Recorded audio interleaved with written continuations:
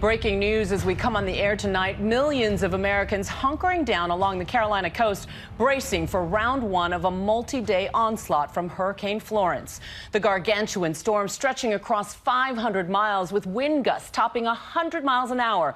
And add to that, torrential rains. But all eyes are on that dangerous storm surge already hitting 10 feet in parts of North Carolina. ABC's chief meteorologist Ginger Z joins us now from Wilmington, where she's been tracking the storm. Ginger, what are you seeing? Well, Juju, right here in Wilmington, we're going on about hour 7 of not just the outer bands, but now getting closer to the center of that storm. Florence closing in on us here. And you can see behind me, obviously, gusty winds. We've had gusts to 53 miles per hour. Remember, we're on the left side of the storm, which is the less dirty side, as we call it. The real peak gusts have happened north and east of us, 105 on land already. You're starting to feel one of the gusts right now.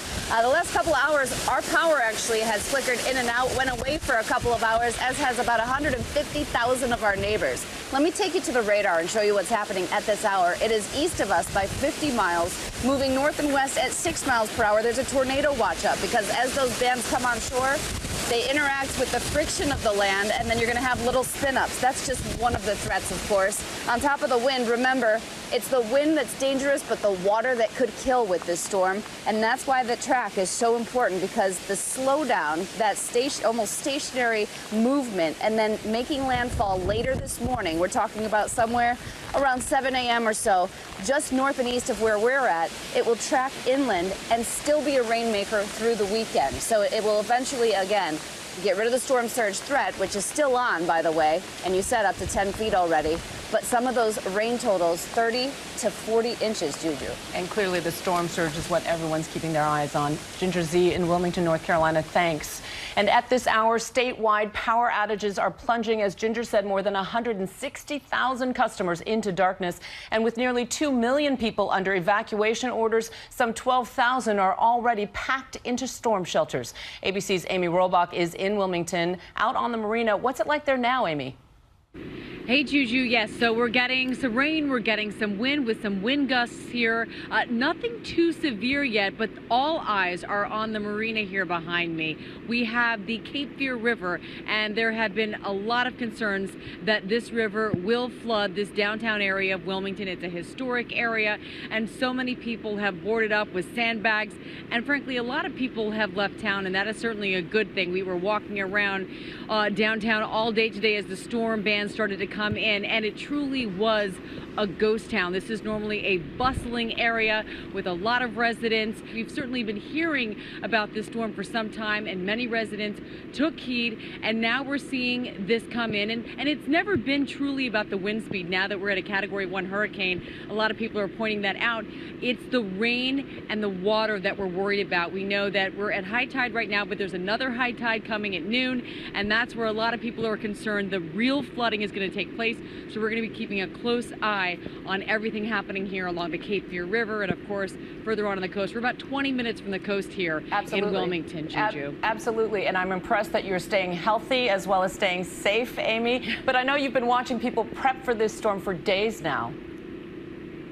That's right, and people really have been heeding the warnings. There are so many people, in fact, 7,000 people at a local hospital who are in critical need of power. They can't have the power go out at some of these hospitals because they're on life support. They need the electricity to stay alive, and so there are workers here ready to go to pump that water out, to keep the power on with those generators with a lot of gasoline at the ready in case power goes out. They are expecting that to possibly happen. In fact, we just saw a power flicker here right now. You can see it. And I don't know if you can see that. Yes, the power just went out right next to me. So this is the concern, the rolling power outages for people who depend on power to stay alive in some of those hospitals. So many people at work here at the ready trying to make sure that people stay safe, they stay alive during this storm, as it will be a long one here for the next several hours. And some people are saying days. Here in Wilmington. All right, stay safe, Amy Robach from Wilmington, North Carolina. Thanks. And across the region tonight, everyone from ordinary residents to first responders and thousands of members of the National Guard have been bracing for Florence's fury. Tonight, as Hurricane Florence moves in on the southeast, Fierce winds and relentless waves bearing down on the Carolinas. ABC's Victor Kendo is right in the thick of it. We're near the mouth of the New River. It runs from the coast all the way up through the city of Jacksonville, North Carolina. Just take a look. These waves are crashing right up over this dock. A lot of this water, it is going to be pushed inland, and it will lead to a lot of flooding. The entire region bracing for a long night. This is Kitty Hawk Pier behind me, and these massive waves just keep slamming against it. You know, in parts of the Outer Banks, we've been seeing wind gusts of 70 miles per hour, and this is just the beginning. Earlier today, the hurricane's outer bands crashing ashore at North Carolina's Barrier Islands in North Topsail Beach. Waves crashing through this home, knocking down walls. Water surrounding homes. This garage door smashed. In Avon, strong waves hammered this pier. And in nearby Frisco, ocean water flowed like a river down Cape Hatteras Pier Drive, washing through motels, tossing fish ashore. Authorities have warned it's almost certain that this region will see catastrophic flooding. Rain totals predicted to reach 40 inches or more. A 13-foot storm surge expected in some spots. Emergency personnel have been prepping. Thousands of National Guard called up. Our David Muir was with Wilmington's chief of police. I see a biblical proportion flood event.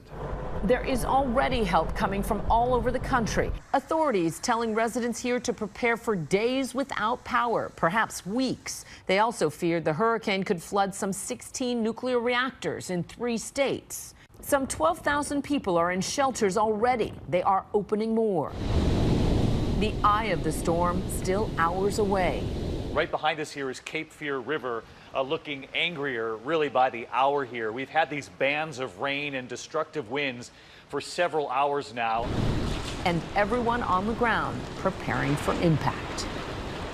Now, the most devastating impact of the eye of Hurricane Florence is still hours away as the center of this swirling monster inches towards the coastline, slowing to a crawl. Let's bring in Sam Champion. This is a lumbering beast, Sam, and yet downgraded to a Category 1. We shouldn't be lulled into a false sense of security? Yeah, I don't want people to look at the number. Number really has a lot to do with wind speed here. And so if we said a 1 was 90 miles an hour, a 2 might be 100 miles an hour, you know what I mean? So there's not that big of a difference on wind. And this storm is going to be in one place for hours and maybe even a full day, Juju. We may not see the center, the eye of this storm, making a point of landfall by noon tomorrow, may not even make it by then. And so until that eye makes the land, one of our biggest concerns is going to be storm surge. Then we've got everything else. We've already had tornadoes, we've already got flooding going on, but let's talk about this storm surge a little bit. So these are the numbers that we're looking at. Anywhere from 7 to 11 is the top right now, but I think we're going to go over that number just based on the slow movement of this storm. And the problem with the Carolina coast, and I mean North Carolina and South Carolina, is it is loaded with all these little bays, little estuaries, little inlets, rivers that go well inland, miles and miles, 60, 100 miles inland. And so that's going to take the flooding in. If you look at where those arrows are going, that's the wind direction now, and it pushes that water right up the coastline and right inland. So that's going to take not just the coastal flooding, but it's going to push that water inland with the rivers as well. And that is why there are warnings for life-threatening flooding. Sam Champion, you're going to stay with us. We're going to get more updates, but we'll be back right after this.